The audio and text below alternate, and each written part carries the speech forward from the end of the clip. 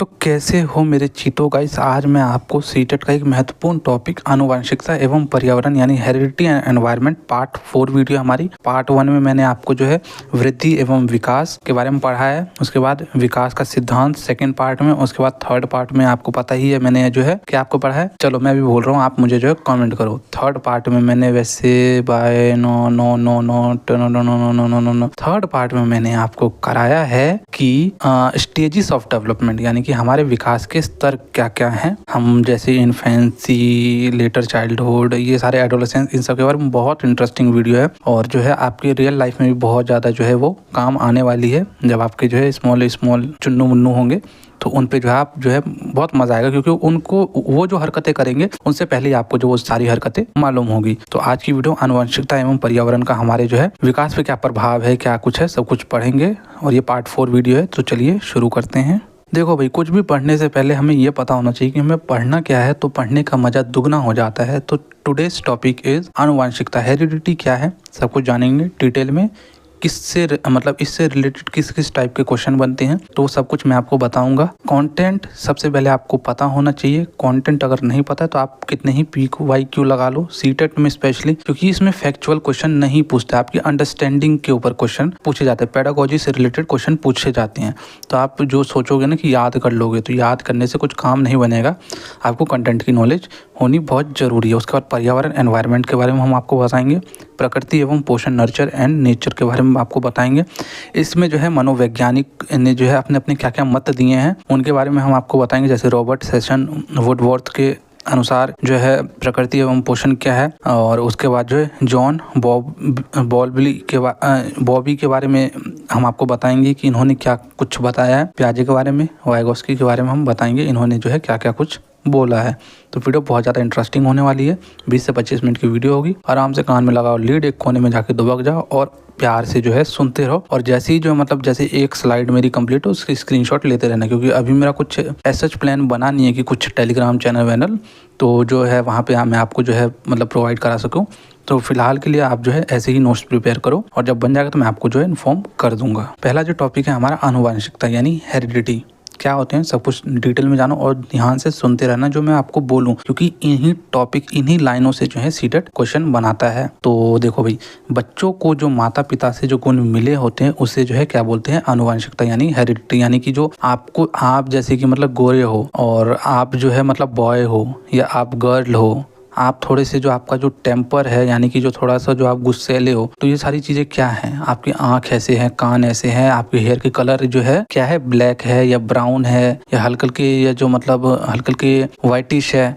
तो वो सारी चीज़ें किस पे डिपेंड करता है, तो वो सारी चीज़ें जो है आपकी आनुवंशिकता पे डिपेंड करता है। यानी कि जो आपको जीन माता पिता के थ्रू गुण मिले हैं उन्हीं से जो है आपका जो है पूरा स्ट्रक्चर डिसाइड होता है। जैसे कि आंख का रंग, बालों का जो है बनावट, ये सारी चीज़ें जो है आपके चेहरे की बनावट, ये सारी चीज़ें क्या है, वो आपके माता पिता के जीन्स यानी गुण के थ्रू जो है आप में जो है ट्रांसफर हुए हैं। या आगे आने वाली जो आपकी संतान होगी वो जो है वो आपके और आपके हस्बैंड यानी कि आपका हस्बैंड या आपकी वाइफ के ऊपर जो है डिपेंड करेगा, यानी कि माता पिता के ऊपर डिपेंड करेगा कि आपका बच्चा जो है क्या होगा। उसके बाद सेकंड पॉइंट है, यह गुण पीढ़ी दर पीढ़ी हस्तांतरित यानी कि ट्रांसफर होती रहती है। यह प्रक्रिया DNA के माध्यम से होती है। DNA का फुल फॉर्म आप जो है मुझे कॉमेंट में बताओगे क्या होता है। वैसे फुल फॉर्म पूछता नहीं है, चलो मैं ही बता देता हूँ यार, क्या बताओगे आप।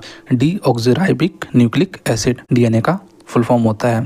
थोड़ा सा बोलने में हो रहा होगा लेकिन यही होता है। उसके बाद जो है यह स्थायी व प्राकृतिक प्रक्रिया है। यानी कि जो है ये जो है स्थायी और प्राकृतिक प्रक्रिया, यानी कि सभी, ऐसा नहीं है कि किसी 2 बच्चे में जो है गुण चले जाए, तीसरा बच्चा हो तो उसमें नहीं जाएंगे, उसमें भी जाएगा। ये स्थायी है और प्राकृतिक है। इसमें जो है हमारा कोई जो है इसमें जो है हमारा कोई रोल नहीं होता है कि अगर कोई लड़का पैदा हो रहा है तो वो लड़का क्यों पैदा हुआ है, इसका कोई क्लैरिफिकेशन नहीं है। क्लैरिफिकेशन है बट हम इसको जो है हम चेंज नहीं कर सकते, और ये चेंज अगर हम करना चाहें तो जो है बहुत कानूनी मतलब बहुत सारी धाराएं लग सकती हैं। तो इस सारी चीज़ों के बारे में सोचना भी मत कि कहीं मतलब जैसे मतलब कहीं विलेजेस में ऐसा होता होता है नहीं कि मतलब लड़की वगैरह होती है तो उसको मतलब पता कर लेते हैं पहले ही और उसको जो है भ्रूण में ही हत्या करवा देते हैं। तो वो ऐसा कुछ जो है मतलब सरकार की तरफ से जो है कानूनी अपराध है और ऐसा हम कर भी नहीं सकते। पहली बात डॉक्टर ही नहीं बताएगा, जो डॉक्टर बताएगा पैसे वैसे लेके तो बेचारा 4 दिन का डॉक्टर है, फिर तो उसका लाइसेंस रद्द होना ही है। यह स्थायी व प्राकृतिक प्रक्रिया बता दिया मैंने। युग्मनज यानी कि जायगोट तब बनता है जब पुरुष का शुक्राणु और स्त्री का जो है अंडाणु यानी एग एक साथ मिलकर जो है संलयन यानी फर्टिलाइजेशन करते हैं, तब जाके जो है युग्मनज जो है बच्चा जो है बनने की शुरुआत हो जाती है जायगोट से।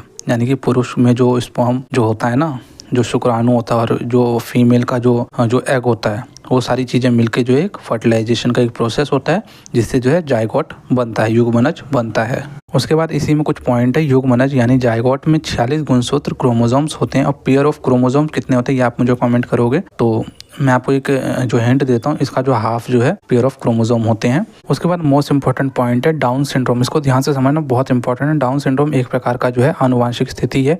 इसमें जो 21वें गुणसूत्र की एक एक्स्ट्रा जो है कॉपी बन जाती है बच्चे में। यानी कि जब बच्चा जन्म लेगा ना तो उसमें नॉर्मल पर्सन में कितने 46 क्रोमोसोम होते हैं, जो बच्चा जो जन्म लेगा उसमें 47 क्रोमोसोम होंगे, यानी कि एक एक्स्ट्रा कॉपी बन जाती है 21वें गुणसूत्र की। और यदि 21वें गुणसूत्र में कोई आनुवांशिक दिक्कत होती है तो उसे जो है हम क्या बोलते हैं, डाउन सिंड्रोम कहते हैं। और इसका दूसरा नाम जो है ट्राइसोमी 21 भी इसको कहते हैं। और इसकी वजह से जो है बच्चे के जो है विकास में देरी होती है, उसको इंटेलेक्चुअल प्रॉब्लम होती है। उसके बाद उसी में और पॉइंट है 23वां गुणसूत्र को जो है लिंग गुणसूत्र यानी सेक्स क्रोमोसोम कहते हैं, जिससे यह निर्धारण होता है कि बच्चा जो है लड़की होगा या लड़का होगा। तो समझ गए, 23वां वो गुणसूत्र है यानी क्रोमोसोम है। उसके बाद जो है यह वह गुणसूत्र होते हैं जो निर्धारण करते हैं कि बच्चा लड़का होगा या लड़की होगा। आप सभी को पता ही भाई, आपने 10वीं 11वीं 12वीं में जो है 10वीं में तो बेसिकली पढ़ाई देते हैं, ऐसी कोई बात नहीं है। एक्स एक्स हुआ यानी कि माता की तरफ से एक्स आई और पिता की तरफ से एक्स आए, दोनों एक्स मिलके जो है गर्ल चाइल्ड का जो है जन्म होता है।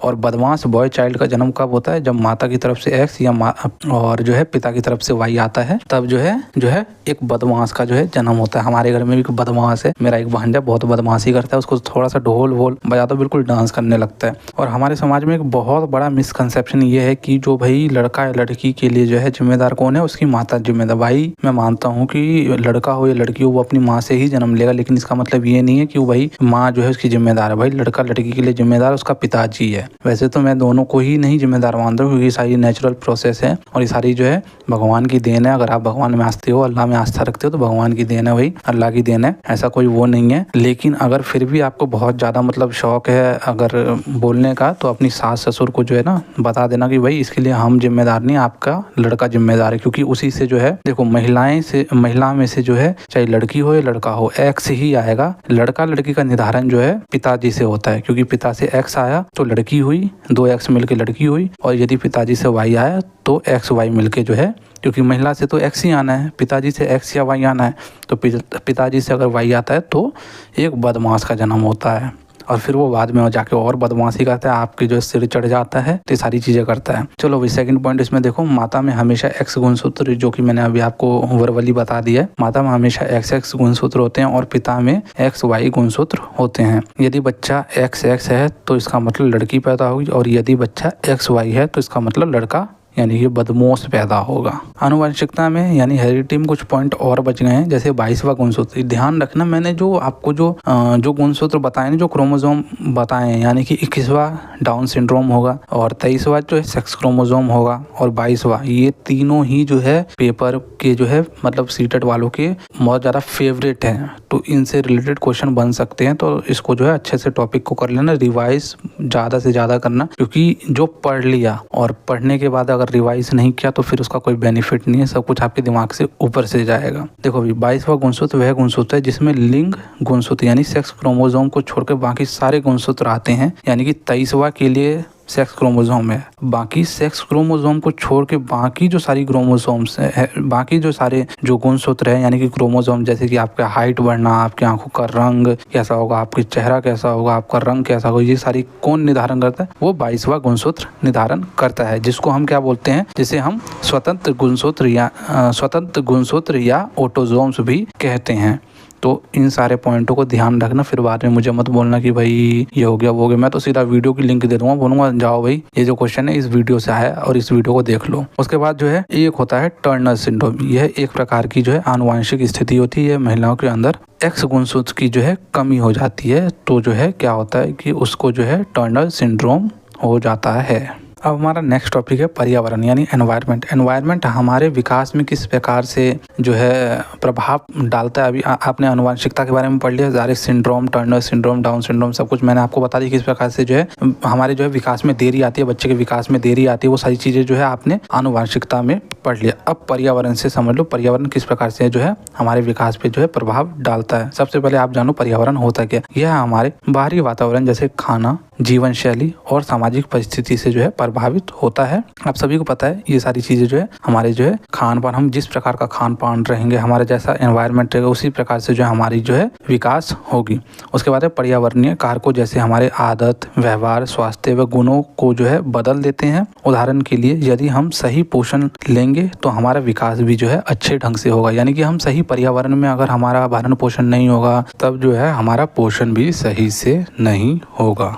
इसी में कुछ और पॉइंट है वो भी देख लेते हैं। एक माता पिता के नाते या शिक्षक के तौर पे हमें बच्चे को जो है एक सुगम वातावरण यानी कॉन्ड्यूसिव एनवायरनमेंट जो है प्रदान करना चाहिए। कि मतलब कि जो बच्चे को जो है मतलब कहीं भी बंद करके नहीं रखना है हमें बच्चे को। एक अच्छा वातावरण, उसको अच्छे से जो प्रॉपर न्यूट्रिशन दो, बैलेंस डाइट दो उसको, और जो उसको जो है प्रॉपर जो है समाज में अपने दोस्तों के साथ जो उसको खेलने का मौका दो, और उसको जो है थोड़ा सा जो है पढ़ाओ लिखाओ भी घर पे अपने मतलब अपने स्तर पे जितना कर सकते हो उतना करो, ताकि बच्चे को जो एक सुगम वातावरण मिल सके और उसका जो है पोषण अच्छे से हो सके। नहीं तो जो आपका बच्चा है वो जो दुनिया के जो कंपटीशन में जो है ना वो बहुत पिछड़ जाएगा, बहुत पीछे हो जाएगा। उसके बाद जो नेक्स्ट टॉपिक आता है हमारा प्रकृति एवं पोषण यानी कि नेचर वर्सेस नर्चर। दोनों में क्या अंतर होता है वो अभी हम जान लेते। देखिए कई मनोवैज्ञानिकों के द्वारा जो है उन्होंने जो है अपने द्वारा जो है नेचर और नर्चर को जो है डिफाइन किया है। क्या डिफाइन किया वो देख लेते हैं। मनोवैज्ञानिक रॉबर्ट सेंसस वुडवर्थ के अनुसार जो है प्रकृति एवं पोषण बच्चों के वृद्धि एवं विकास के लिए जो है अति आवश्यक है। मैंने अभी प्रकृति और पोषण का जो है मैंने आपको पीछे बताया है कि हमें जो है बच्चे को जो एक सुगम वातावरण प्रदान करना चाहिए और जो अच्छा जो है उनको अच्छा एनवायरनमेंट प्रदान करना चाहिए। तो इनके अनुसार ये है। उसके बाद जो है जॉन बॉबी के अनुसार जो है हमें बच्चे को जो है स्वस्थ एवं सुरक्षित वातावरण में पालन पोषण करना चाहिए, ताकि जो है उनका जो है मस्तिष्क का मानसिक विकास यानी कि मेंटल डेवलपमेंट अच्छे से हो सके। क्योंकि अगर जो है ना मतलब अगर उनका मेंटल डेवलपमेंट अच्छे से होगा तो उनका जो है शरीर का विकास भी अच्छे से होगा और वो किसी भी चीज को अच्छे से जो है समझ पाएंगे। उसके बाद जो नेक्स्ट मनोवैज्ञानिक थे जीन पियाजे ने जो है बेसिकली बहुत ज्यादा जोर जो है कॉग्निटिव डेवलपमेंट पे जो है दिया है। इनका एक जो है संज्ञानात्मक विकास का सिद्धांत भी है, वो मैं एक पर्टिकुलर एक सेपरेट वीडियो में जो है इनका जो है पूरा थ्योरी बताऊंगा। और देखते हैं इसमें जीन पियाजे जो है प्रकृति एवं पोषण यानी नेचर वर्सेस नर्चर के बारे में क्या कहते हैं। पियाजे का ज्यादातर ध्यान जो है संज्ञानात्मक यानी कि कॉग्निटिव पक्ष पे था। आप सभी को मैंने जो है principle of stages of principle मैंने आपको पढ़ाया था, तो आपको उसमें मैंने बताया था कि हमारे जो है विकास के 4 चरण होते हैं, 4 स्टेजेस होते हैं। 4 स्टेजेस कौन कौन से होते हैं। पहला स्टेजेस होता है हमारा जो है फिजिकल PCSE यानी कि फिजिकल कॉग्निटिव। तो पियाजे ने जो है कॉग्निटिव पे बहुत ज्यादा जो है जोर दिया था और उसका जो है थ्योरी इन्होंने दिया था। तो उसके बाद जो है परंतु वह इस बात को भी नहीं नकारते कि अच्छे संज्ञान का जो विकास है यानी कि अच्छा जो हमारा मस्तिष्क का विकास है, अच्छा जो हमारे सोचने का जो विकास है वो अच्छे पर्यावरण या पोषण में होता है। तो भाई सही बात है, अगर आप अच्छा खाओगे, अच्छे पर्यावरण में रहोगे, अच्छे लोगों के साथ में रहोगे तो आपका जो विचार है सोचने का वो अच्छा ही होगा। अगर चोर उचक्के के साथ रहोगे तो आपका विचार भी उसी प्रकार से होगा। अगर लफंगे के साथ रहोगे तो आपका भी मन करेगा कि वहीं कहीं से जो है हम कुछ कर ले, कहीं से चोरी कर ले, कहीं से कुछ कर ले, उसको छेड़ दे, इसको छेड़ दे। उसके बाद जो नेक्स्ट मनोवैज्ञानिक है वो है लेव वाइगोस्की ने जो है सामाजिक सांस्कृतिक परिप्रेक्ष्य का जो है सिद्धांत दिया है। इसका भी जो एक सेपरेट वीडियो में जो मैं इनकी थ्योरी आपको जो है समझाने वाला हूँ, तो आप जो है हमारे चैनल से जुड़ के रहना। बिल्कुल जैसे ही मैं वीडियो डालूंगा आपको जो है नोटिफिकेशन चला जाएगा। तो भाई ये क्या कहते हैं कि वाइगोस्की ने जो है सामाजिक सांस्कृतिक परिप्रेक्ष्य का जो है परिप्रेक्ष्य में जो है अपना बहुत ज्यादा जोर दिया था, परंतु यह मानते हैं कि अच्छा सामाजिकरण यानी सोशलाइजेशन का विकास जो एक अच्छे पर्यावरण पोषण में होता है। जैसे कि अभी जीन पियाजे ने बोला है कि भाई अच्छे संज्ञान का जो विकास है अच्छे पर्यावरण व पोषण में होता है। उसी प्रकार से ये कहते हैं अच्छा जो बच्चे का जो समाजीकरण है वो अच्छे पर्यावरण और पोषण में होगा और यह बच्चों के मानसिक विकास में भी जो है बहुत ज्यादा महत्वपूर्ण भूमिका निभाता है। तो वो जो है ये भी बात कहते हैं। भाई नॉर्मल सी बात है, आप सोचो एक अच्छा एनवायरनमेंट बच्चे को दो जहाँ पे सभी पढ़े लिखे हैं, आप माता पिता भी पढ़े लिखे हैं, इनफैक्ट नहीं भी पढ़े लिखे लेकिन उनके विचार अगर अच्छे हैं, अगर मतलब वो अपने बच्चे को अच्छे से मॉरल वैल्यूज देते हैं, नैतिक शिक्षा देते हैं, बताते हैं कि भाई बड़े आएंगे तो उनको नमस्ते करना है, तो मतलब ये जो है ना बच्चे को देख के पता चल जाता है कि उसका बैकग्राउंड कैसा है। तो वही बात जो है यहाँ पे जो है लेव वाइगोस्की कहते हैं। तो मैंने आपको जो है सभी मनोवैज्ञानिक जिनका जो है मतलब महत्वपूर्ण है सीटेट की दृष्टि से, उनका जो है मत मैंने आपको बता दिया है। और अब मैं आपको बता देता हूँ प्रकृति यानी नेचर क्या होता है। यह एक जो है स्टैटिक है, यानी कि जो मतलब नेचर है ना ये स्टैटिक है, इसमें बदलाव नहीं हो सकता और ये आनुवंशिकता से संबंधित है। फॉर एग्जाम्पल लड़का होगा या लड़की होगी, लड़के में अगर लड़के के बाल काले हैं, आँख काले हैं, तो ये चीज़ तो हम नहीं कर सकते ना भाई। हाँ अलग बात है कि भाई बालों में जो है कलर कर लो तो वो आर्टिफिशियल चीज़ें हो गई, ये जो है इसमें हम चेंजेस नहीं कर सकते। लड़का होना है तो लड़का ही होगा, लड़की होनी तो लड़की ही होगी। अगर उसमें कुछ जेनेटिक सिंड्रोम है तो उसको हम चेंज नहीं कर सकते। हाँ ये हो सकता है कि हम उसको जो है क्योर कर सकते हैं जब वो जो है माँ के गर्भ में होता है, लेकिन बहुत मोटा मोटा हम इसमें चेंजेस बदलाव नहीं कर सकते। नेचर का आपको पता चल गया जिसमें हम बदलाव नहीं कर सकते, जो स्टैटिक है, फिक्स है। लेकिन पोषण यानी नर्चर में हम जो है बच्चे को जो एक ऐसा नर्चर एनवायरनमेंट प्रोवाइड करा सकते हैं जिससे जो है बच्चे में जो है पहले इसके पॉइंट्स पढ़ लो, यह परिवर्तनीय या डायनेमिक व लचीला है। मतलब कि यह जो है इसमें हम चेंजेस कर सकते हैं और ये जो है लचीला है। पोषण पर्यावरण से संबंधित है। अगर हम अच्छा एनवायरनमेंट बच्चे को देंगे तो बच्चे का जो पोषण है, विकास है, वो भी अच्छा होगा। नोट करके 2 पॉइंट लिखा है। विकास जो है आनुवंशिकता और पर्यावरण का जो है परिणाम है। जैसा आपका हेरिडिटी से जो आप में जीन आए और जो आपने पर्यावरण से ग्रैब किया, तो इससे जो है ओवरऑल आपका जो विकास है किस प्रकार होने वाला है वो आपके आनुवंशिकता और पर्यावरण पे निर्भर करता है। Development is the product of heredity and environment. समझ गए ना। अगर आपकी हेरिडिटी में कुछ जेनेटिक डिसऑर्डर है तो आपको जो है वो आपके विकास पे जो है प्रभाव डालेगा। अगर आपका एनवायरनमेंट अच्छा नहीं है, आपको पोषण अच्छे से नहीं मिल रहा है, तो वो जो है आपके विकास पे जो है प्रभाव डालेगा। तो वीडियो में इतना ही। आप मुझे एक चीज बताना कि भाई वीडियो की जो क्वालिटी है यानी कि मेरे समझाने का जो तरीका है वो किस टाइप का। देखो नोट्स तो मैं बिल्कुल ही देसी लैंग्वेज में बना रहा हूँ, बट एक होता है ना कि बच्चों को एक माइंड में रहता है कि सर प्रीवियस ईयर नहीं करा रहे हो आप, तो भाई प्रीवियस ईयर कराने का मतलब है कि आपको जो है प्रीवियस ईयर को सॉल्व करने आना चाहिए। ये जो है आपका जो पेपर होता है ना ये सीटेट का, ये फैक्चुअल क्वेश्चन पे नहीं होता है। मतलब आप समझ लो अगर 150 नंबर का है ना तो उसमें 30-40 ही आपके फैक्चुअल क्वेश्चन होंगे, बाकी सारे अंडरस्टैंडिंग के ऊपर होंगे। अब भाई आपको नर्चर, नेचर, एनवायरनमेंट, हेरिडिटी पता ही नहीं होगा, इससे कैसे मतलब कैसे कैसे क्वेश्चन पूछ सकता है। ये सभी जो मैंने आपको आज पूरी वीडियो में बताया ना इन्हीं से देखना जो है। अगर हेरिडिटी से एक क्वेश्चन आता है ना तो हेरिडिटी से ही जो मतलब जो पॉइंट मैंने बताया इन्हीं पॉइंट से जो है सीटेट जो है क्वेश्चन बनाएगा। तो आपको जो है मेन कंटेंट की नॉलेज होनी जरूरी है। मैं मना नहीं कर रहा कि मैं जो है आपको जो मतलब क्वेश्चन नहीं कराऊंगा, बिल्कुल कराऊंगा। एक बार ये सीरीज जो है जो भी जो है मतलब जितनी भी वीडियोस है ये सीरीज खत्म होने दो। हमारे सीरीज को खत्म होने के बाद जिस बच्चे ने जो हमारी पूरी सीरीज देख ली वो जो है मतलब आराम से जो है PYQ या मॉक टेस्ट जो है सीटेट का जो है लगा पाएगा। आपको हमारी वीडियो कैसी लगी आप हमें जो है कमेंट करके अपनी राय दे सकते हो। जय हिंद, जय भारत।